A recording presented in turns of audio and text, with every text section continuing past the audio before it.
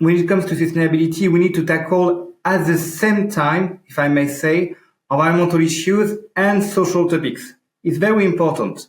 If not, we are not able to drive sustainability in a proper way.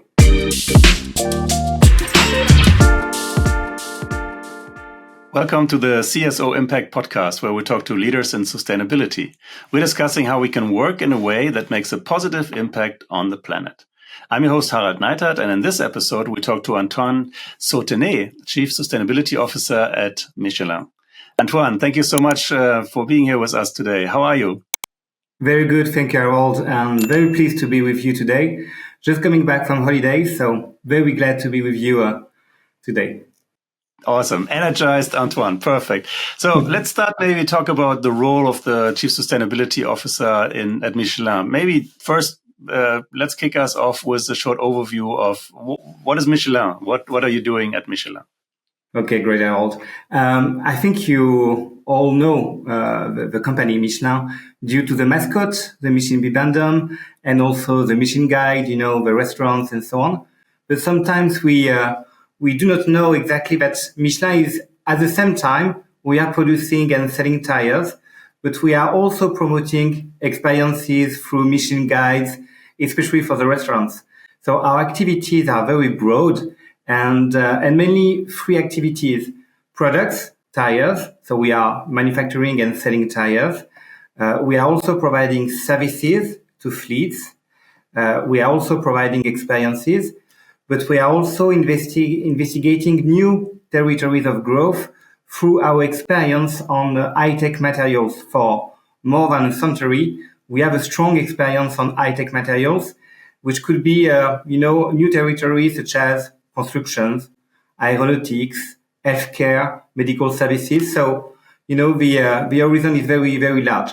And maybe just key figures: we are more or less 130,000 employees for the group, more than 120 production sites, and with a turnover of around 28 billion euros in 2023. So just some key figures for this big company. Yeah, from France into the world. Very impressive. Can you, you were one of the top 100 CSOs that we celebrated in Davos at our list from the CSO Awards. And maybe tell us a little bit about your role at the CSO and the projects you're working on right now. Okay, great. Thank you. My main role is to, let's say, orchestrate our ESG performance and governance for the group. And as I underlined, it's a big company with a footprint all around the world in every continent. And it's mainly how to make sure that we may have an impact on the society. This is our role at first. And of course, we are working on many projects at the same time. And as you can imagine, CSRD, the Corporate Sustainability Reporting Directive, keep us busy, as I think every CSO is located in Europe. And it's something which is very important because, it helps us to steer and drive our progresses when it comes to sustainability. But we are also following other initiatives such as ISSB. And as you know, many countries are adopting also ISSB with potentially double materiality assessment, such as China. But to be clear for us, what is important is we need to transform the company. And we need to change our business models. So reporting is one aspect, but it doesn't have to, let's say, distract us to the main thing, which is how to transform our businesses. And from that perspective, maybe to mention two projects on which we are working on. The first one is around climate adaptation and climate mitigation. And I'm very happy to have that opportunity today because we just validated our new SBTi, Science-Based Target Initiative commitments on June 12th. So it's very, very recent. And now we are, let's say, accelerating our path towards decarbonization with new commitments, near-term targets and long-term targets. We want to achieve net zero emissions by 2050, but we have the willingness also to accelerate Scope 1 and Scope 2 for near-term targets, 2030, and to reduce by around 45% our CO2 emission compared to 2019. And something which is very new for us, we want also to take real commitments for Scope 3. As you know, it's not under our control. We are not controlling our Scope 3 emissions for the purchase of raw materials, for transport and logistics, but we are taking real commitments with a reduction of by 27.5% in 2030 compared to 2019. So we want to accelerate our path to net zero emissions by 2050. And it's a very complex work on the ground, especially to convince our suppliers to go faster to decarbonize their industries. So this is a very important aspect. And maybe another project, which is, when it comes to sustainability, we need to tackle at the same time, if I may say, environmental issues and social topics. It's very important. If not, we are not able to drive sustainability in a proper way.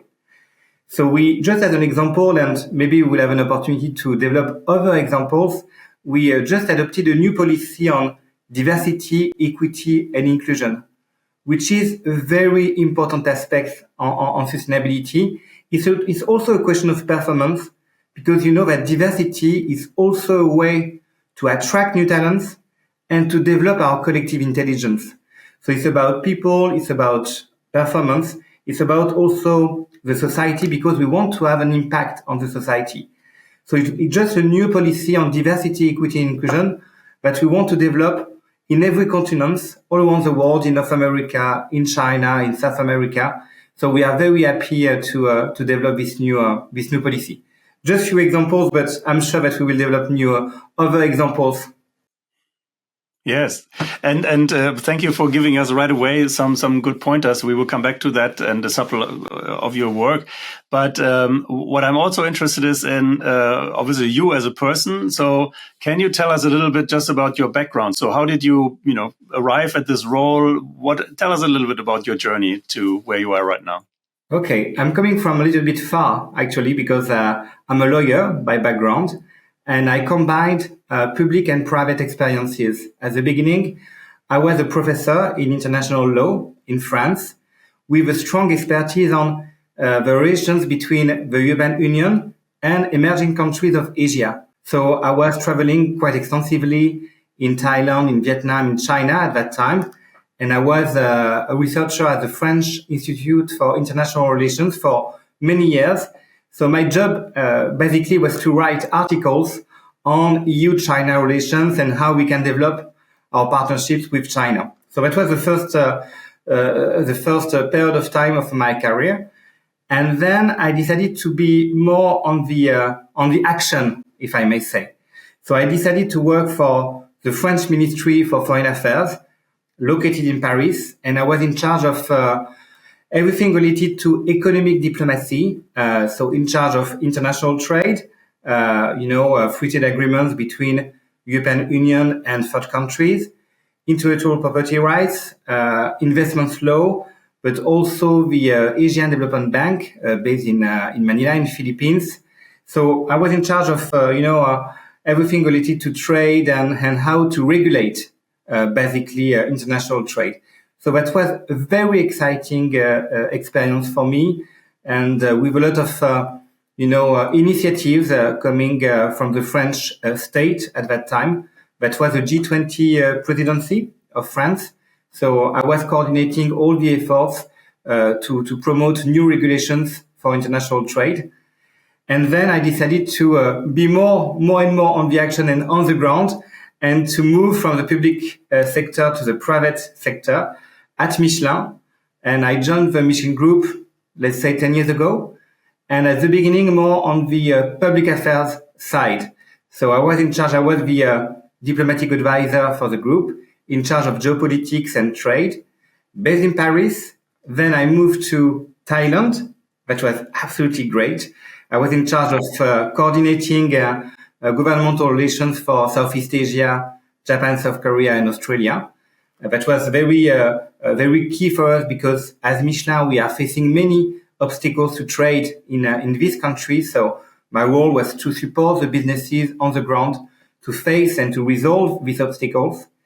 And then from Thailand, I moved to Canada, in Montreal, and I was at that time representing Michelin in the country, so with the government, with the professional association for the tire industry at large, and I was also coordinating public affairs for North America prior to join the Sustainable Development Department based in Clermont-Ferrand, in the middle of, not nowhere, but in the middle of France. Yeah. Wow. So you've been circling around the earth in so many different functions. And now you're at the mothership or in the center of it, which has probably a lot of nature around. What a great career. Thank you for shining a light, because that's exactly what we always say. There's so many different ways. And yes, you have a legal background, and people have backgrounds in culture or engineering. So that's, I think, what makes also this role so colorful, if you will. Maybe go back to your role in the company. So what would you say maybe have been some of the biggest achievements so far, or biggest projects you worked on that worked maybe quite well? Okay, no, interesting question. I would like to underline two kind of achievements, one personal and one collective. And also, of course, it's a lot of interlinked links between the two. But on the personal side, I think the biggest achievement when I arrived in this position of CSO for Michelin is to restructure completely the function of sustainability for the group in two ways. First, at the corporate level, we decided to restructure the corporate sustainability department with all the key functions and expertise in the same department. So we have people now covering all the three dimensions: environment, social, and governance, with expertise on climate, biodiversity, circular economy, as well as human rights, diversity and inclusion, or extra-financial reporting. So we have a complete understanding of everything related to ESG. And the other way is also I decided to create new functions in countries, because I'm deeply convinced that we need to change our business models. We need to change things on the ground. So we created new positions as sustainability managers in China, in India, in South America. Why? Because I think that we need to better understand the local context, the local specificities, to adapt our strategy related to the specificities of each country. So it's clearly on the personal side, and it's more related to the structure of sustainability in the company. And maybe a collective achievement is about the social dimension.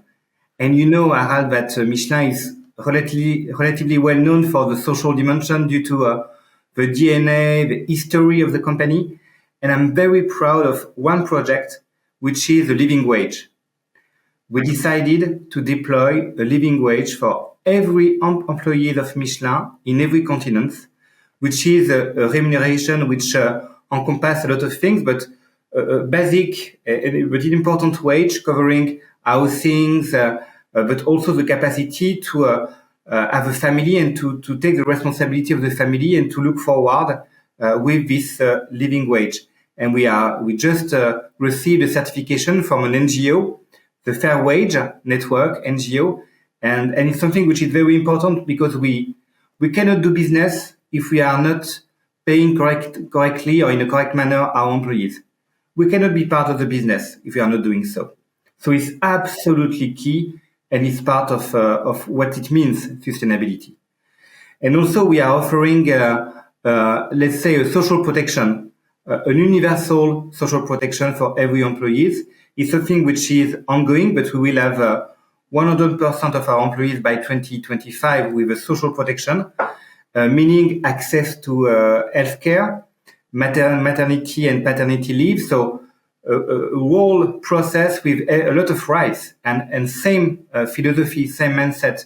We need to have employees involved, engaged, and for that they need to. It's not a question of to survive. They need to live in a proper way in every country where we are operating. So that's why I think it's absolutely key. That's really impressive and inspiring, because you, I don't know, maybe bring some European values to the corners of the world where it's not normal to have all of these things taken care of. From our point of view, yes, but True. there's maybe other things. But that's the difficult part of also Scope 3 and the human rights part. So I'm glad to hear that this is something you already tackled. So congrats of that achievement, and that the NGO already, let's say, recognized you for some of these things. So this is one of the achievements or initiatives that you successfully brought to place. What is maybe other biggest challenges that you had to face in your career, and maybe how you dealt with them? Maybe two examples, one related to sustainable development and another one which is more connected to geopolitics. On sustainability, I think the main challenge that I am facing today, to be completely transparent with you, is the complexity or the difficulty to make priorities. Because we have a lot of topics every day, and it's something which is very hard to prioritize, because you need to tackle at the same time, our climate change action plan, as well as our human rights. And it's something that we need to take into account. And sometimes it's difficult to have a proper calendar schedule to see how we can tackle those topics for the coming 5 years.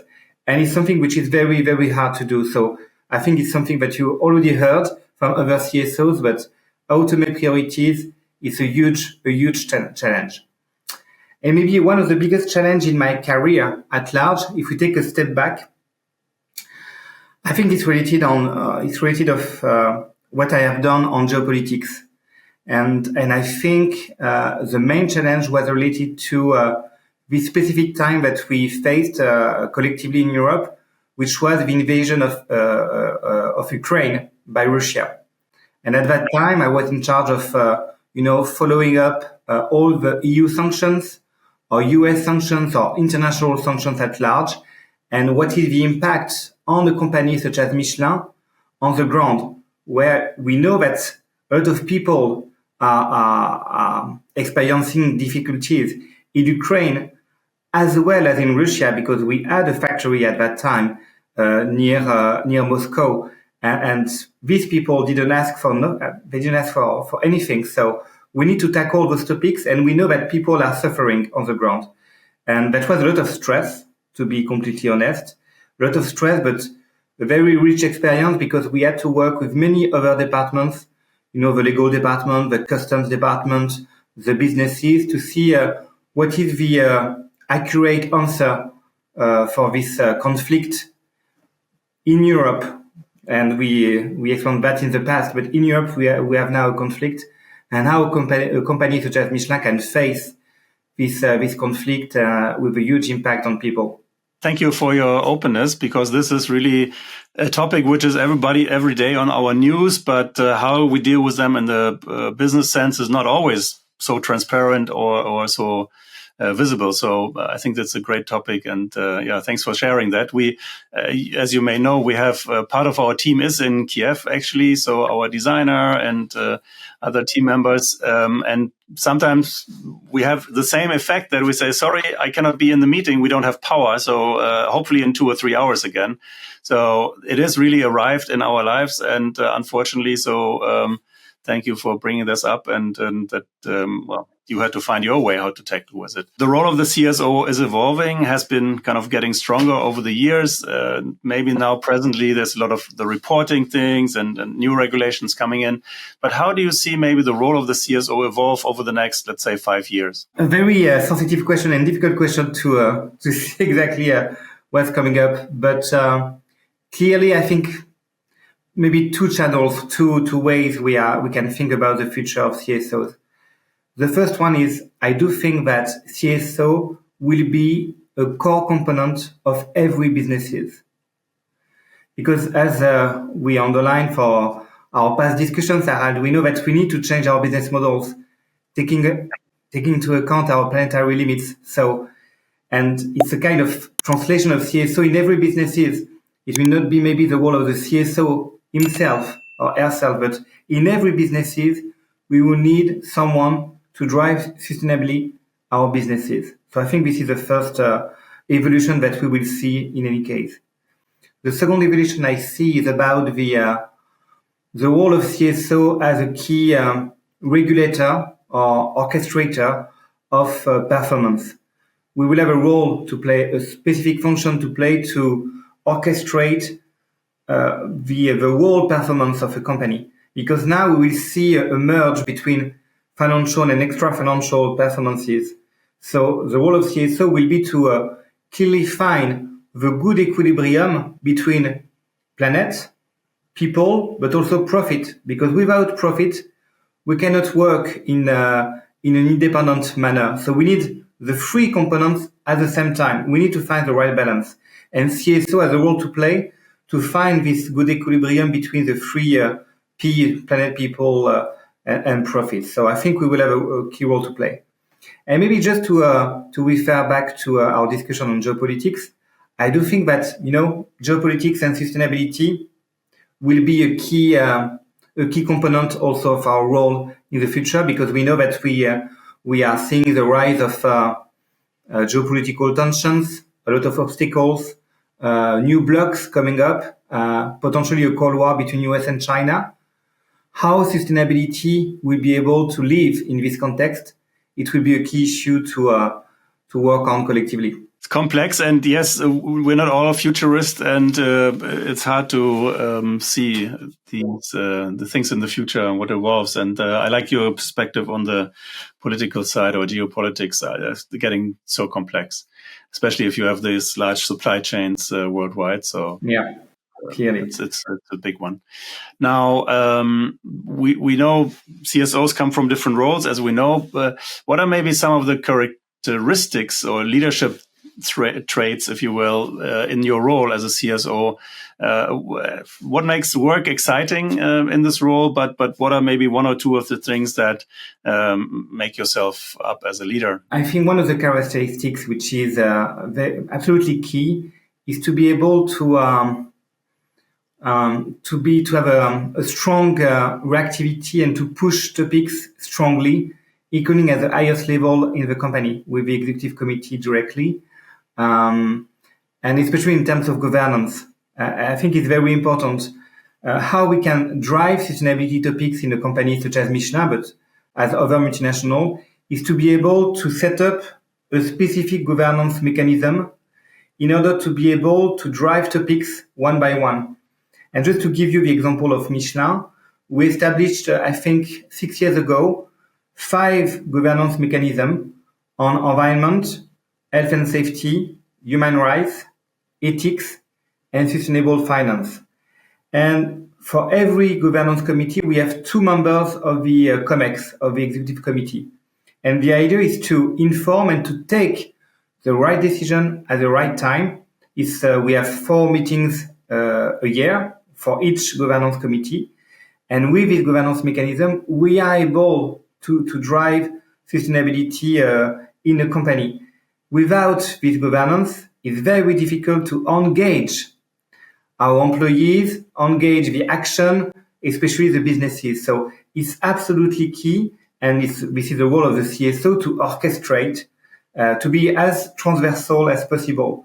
Because you know that we need to work, CSO such as maybe the public affairs departments or legal departments, we need to work with basically everyone because we are at 360-degree perspective. So we need to work with public affairs, businesses, research and development, everyone. So it's a very important role to play, and it's a transversal function that we need to take into account and to address challenges. You came into the company through already, let's say, a legal background and working in different entities, and then through your policy work, I think, came into sustainability, if I recall, as you said before. Now, we know there's young people want to maybe do an impact, and they have the choice to go either to an NGO, spend a year in Africa, or join a big corporate and maybe also have a, let's say, visibility or goal to become a CSO in the future. We know we need probably around 50,000 new, ESG experts, CSOs in especially new and emerging companies. So what is maybe, a tip for somebody who's starting in this kind of career? What is one of the most important things they should maybe keep in mind? Interesting question, Harold. And it's something which is also different companies by company, but at least for me, we need to have an holistic view. We need to keep in mind that we need to address environmental challenges as well as social topics as much as possible. And we need an holistic view, meaning that if you are starting as a CSO in a specific company, the first thing I think to do is to launch a life cycle assessment. It's very easy, or a carbon footprint assessment. It's very important to first understand what is the impact of the company to the society, to the environment. And for that, we launched in 2012 our first LCA at Michelin. And that was clearly the beginning. But now we have a very strong tool with the life cycle assessment, and we can include every component of ESG. We can include biodiversity, not only biodiversity, climate change, pollution, water. So we can include everything related to sustainability. So as a tip for me, when you are starting as a CSO, first thing, holistic view, launch an LCA to see what is the impact of your company on the environment. I think it's very, very important. And then maybe a second tip is and maybe it's a paradox, take the time. Take the time because, everything is accelerating and we have new topics on the table every day. But we need sometimes to take a step back in order to make priorities and to see what is important. Because at the end, if you have an impact, one or two impacts on the society, that's enough. And this is the most important thing. So you need to select exactly where you may have an impact. So this is the two elements which are connected, of course, but for me, very important ones. When you look at all of the roles and maybe what is public and what you spend your time with, if you look at maybe, is there something that is maybe overlooked so that you say, I thought I have these 3 topics, and then all of a sudden number 4 comes up. So is there something, a challenge or so that people might it's maybe not so apparent, something they maybe should think about or be warned about if they go into this job? Yeah, once again, I think, you're right. New topics are arriving on the table every day. But clearly, the first thing is to see what is your impact. If you have a good understanding of your impact and also your impact on your own company. Just to come back to Michelin, clearly in terms of impact, if we are doing an LCA, a life cycle assessment for Michelin, we have 3 topics: climate change, the use of fossil resources, and the particles, because we are emitting particles when you are driving your car. You are also emitting particles, which is a mix between asphalt and tires. Mm-hmm. And it's very sensitive and it's a very important topic. So we know that at Michelin, in terms of ambitions and commitment, we need to act on these 3 topics. And this is not negotiable. We need to work on it all the year long, and this is absolutely clear. On the social footprint, it's more difficult because we do not have an LCA, a life cycle assessment, which is completely clear for social issues. So the first thing is to work for your own employees. Okay, are they surviving or are they living? Do we need to work on the living wage or on social protection? This is the first thing. You need to make sure that your employees are comfortable, because if not, you are not part of the game. And then you can go further and work on the supply chain, on the value chain at large. But I think it's very important to see exactly what is your impact. And now there are many tools available to do so. I have a closing question, and we know, as you also described from your main 3 topics that you're working on, Michelin is not, let's say, a super green company. You're not planting trees. You are building rubber tires. Also, your goal is, let's say, net zero is 2050 is not overly ambitious. It's in line. But I know, as you mentioned in the beginning, you are working on new materials and there's innovation has a big, big role. So is there maybe one or two initiatives that you can leave us with where you say you're excited what is on the horizon, what is in the labs, or what is something that gets Michelin on a greener path, if you will, and all of us, because, well, we're all driving, even if we're driving in a bus, we're using the tires. So, and if in a plane and a bicycle, so you're the elemental product to keep us moving around, literally. Yeah. So we can all benefit if you are greener. So let's, bring it home and maybe mention one or two initiatives that are exciting for you. Great. Thank you for the question, Harald. I think it's a very good one. And maybe two examples. And the first thing I wanted to underline, I mentioned at the beginning our expertise on high-tech materials. Okay. Actually, it's a massive revolution to come. Why? Because at Michelin, we have one ambition, which is very challenging, but we want to achieve. By 2050, we want 100% of materials into a tire which are recyclable and renewable. Okay, it's a sentence, but can you imagine on the ground what it means? We need to change everything because as of today, we rely on fossil resources when it comes to a lot of materials. We have 200 materials into a tire, and a lot of materials are related to fossil resources. Carbon black, for instance, which is a very important one, coming from China, by the way. So it's coming from fossil resources. And if you want to change and to have, for instance, recycled carbon black, it's a massive challenge because we need to find new players, new economic players producing recycled carbon black. And we need to put that at scale. So it's just one example, but we are working on every materials in the composition of a tire, and we are trying to find solutions to achieve this ambition. So we have some initiative, including with our competitors, such as Bridgestone, to find and to put at scale recovered carbon black. And another example is natural rubber. We want to push for sustainable natural rubber, including zero deforestation, which is one of the key challenges that we are facing as an industry.